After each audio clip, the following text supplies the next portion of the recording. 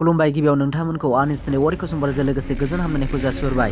दिनैनि बे भिडिअनि गेजेरजों दासिमनि मोननैसो खौरांफोर होगोन भिडिअखौ मोजां खोनासंदो। बिटिआरनि बायजोआव थानाय बर' बिजोंजों फरायनानै टेट उथ्रिसारनाय बिजाथिफोरा गोथौयै दुखु मोननाय फोरमायदों।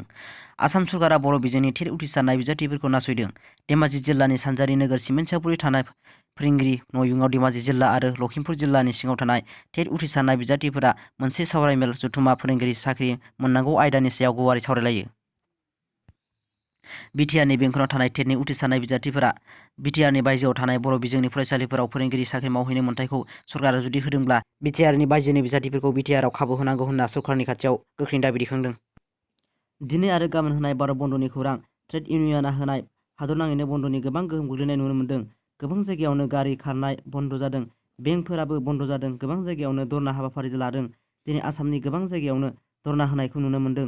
बे सावगारिया खालसियानि धरना होनाय सुबुंफोरखौ पुलिसफोरा हमना लांदों। बे बन्द' फोसावनायखौ अल इन्डिया बेंक एस'सिएशनआ बे मदद होदों। गोबां बेंकनि मोखाङाव धरना होनायखौ नुनो मोन्दों। गोनांथार खौरां दिनैबो पेट्रलनि डिजेलनि बेसेना बारा जाबाय।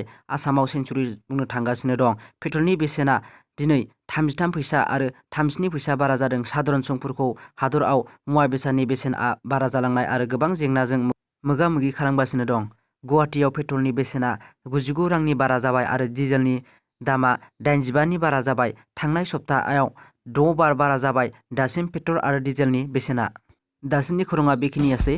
भिडिअखौ नायना मोजां मोनदोंबा लाइक आरो शेयार खालाम, साबस्क्राइब खालाम, मानोना आं गोदान भिडिअ लाबोबाय थानो नाजागोन।